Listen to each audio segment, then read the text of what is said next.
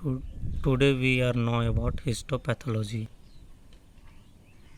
First introduction. Histology is the technique of examination of normal tissue at microscopic level.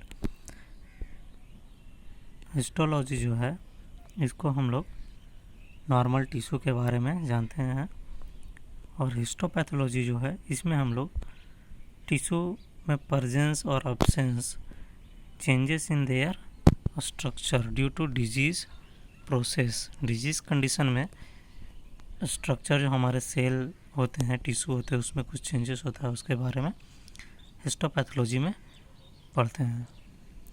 इसको हम लोग step by step करके देखेंगे। सबसे पहला कलेक्शन, कैसे टिश्यू का कलेक्शन लिया जाता है, फिर इसके बाद फिक्सेशन देखेंगे, फिर dehydration, clearing, impregnation, embedding and blocking, section cutting and lastly है रूटीन स्टेनिंग।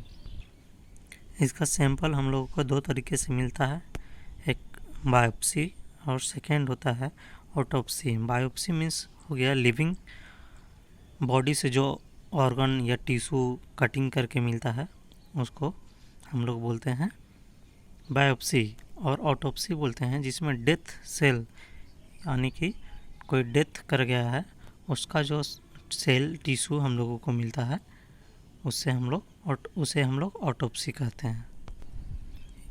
इस सैंपल को हम लोग after removal of body then इसको हम लोग 10% फॉर्मलिन में डाल करके रखते हैं। एक कंटेनर लेते हैं, कंटेनर में 10% फॉर्मलिन लेते हैं और फिर उसमें हम लोग रखते हैं, और उस कंटेनर पे patient name, age, sex, hospital number, ID वगैरह जो भी होता है पेशेंट का उसको हम लोग मेंशन कर देते हैं। इसके बाद हम लोग फिक्स करते हैं उस टिश्यू को। फिक्स दैट मीन्स हो गया कि जो भी उसमें सेल्स होता है वो सब जैसा था वैसे ही रहे। ये फिक्सेटिव दो तरह का होता है, एक सिंपल फिक्सेटिव होता है जिसमें केवल एक ही सबस्टेंस होता है, और कंपाउंड फिक्सेटिव होता है जिसमें 2 और मोर सबस्टेंस हो सकता है।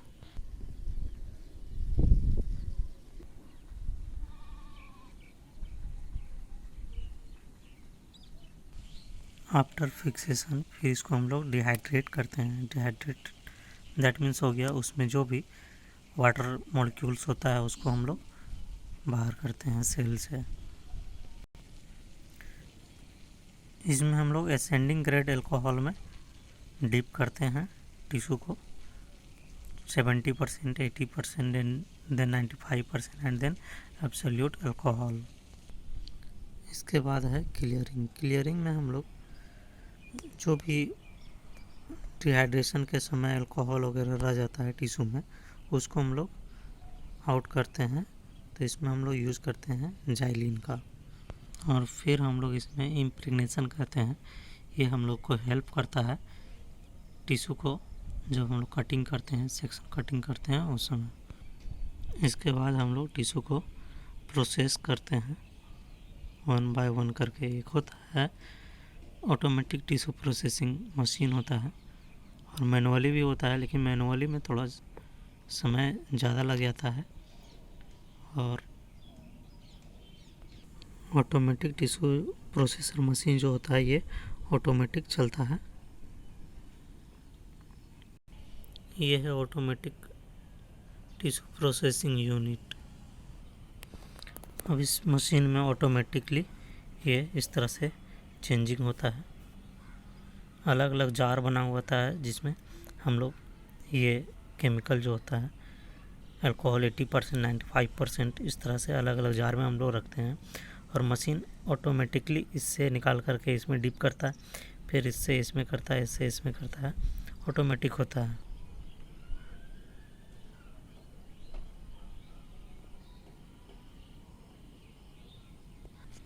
उसके बाद हम लोग इम्बर्डिंग एंड ब्लॉकिंग करते हैं। इसमें एल शेप का एल ब्लॉक बना होता है जो ब्रास का बना हुआ होता है, उसके हेल्प से हम लोग टिश्यू को वैक्स से कवर करते हैं हम लोग। टिश्यू को वैक्स से कवर करने के बाद फिर इसको हम लोग सेक्शन कटिंग करते हैं। दैट मीन्स जो टिश्यू होता है उसको बहुत बारीक हम लोग कटिंग करते हैं। इस टिश्यू को कटिंग करने के लिए अलग अलग तरह का हम लोग के पास ये माइक्रोटोम होता है। माइक्रोटोम इस तरह का होता है।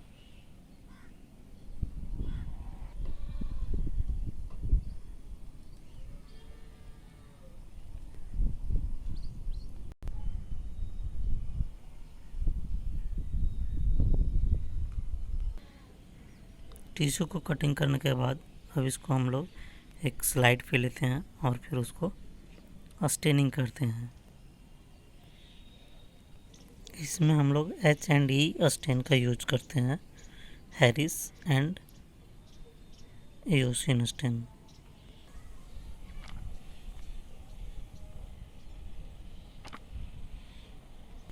इस तरह से हम लोग टिश्यू को स्टेन करते हैं। टिश्यू स्टेन हो जाने के बाद फिर इसको हम लोग माउंट करते हैं। माउंट करने के बाद फिर हम लोग माइक्रोस्कोप में देखते हैं तो ये इस तरह से दिखता है। न्यूक्लियस, जो न्यूक्लियाई होता है वो ब्लू कलर का होगा, साइटोप्लाज्म पिंक होगा, और भी जो RBC, keratin, collagen, protein, colloidal protein वगैरह है वो पिंक कलर का रहेगा। इससे हम लोग कुछ क्वेश्चन देख लेते हैं।